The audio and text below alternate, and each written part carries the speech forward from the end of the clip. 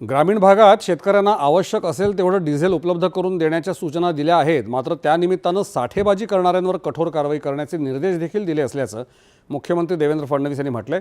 ते आज शिर्डी इथे वार्ताहरांशी बोलत होते।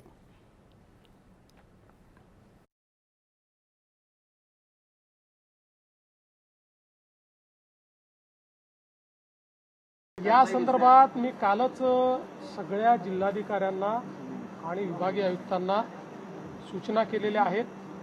त्या ठिकाणी शेतकऱ्यांना जो काही डिझेल लागेल ते उपलब्ध करून द्या, पण शेतकऱ्यांच्या नावाखाली जर कोणी साठेबाजी करत असेल तर त्याच्यावरही लक्ष ठेवा, कारण काही भागांमध्ये अचानक 20 ते 30% डिझेलचं मागणी, पेट्रोलची मागणी वाढल्याचं दिसतंय।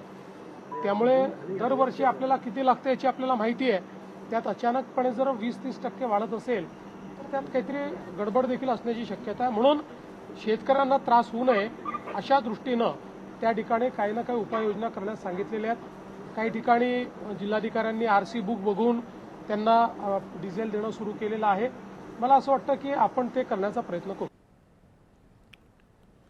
गेल्या काही दिवसांमध्ये काही भागांमध्ये डिझेल आणि पेट्रोलची मागणी 20 ते 30% वाढली आहे। यामागे काही गडबड असण्याची शक्यता आहे, हे लक्षात घेऊन उपाययोजना करण्याचे निर्देश दिले आहेत।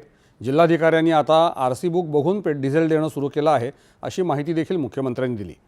मुख्यमंत्र्यांनी आज पंतप्रधानांच्या इंधन बचतीच्या आवाहनाला प्रतिसाद देत वंदे भारत रेल्वे गाडीनं प्रवास केला। हा अनुभव आनंददायक असल्याचं मुख्यमंत्री म्हणाले।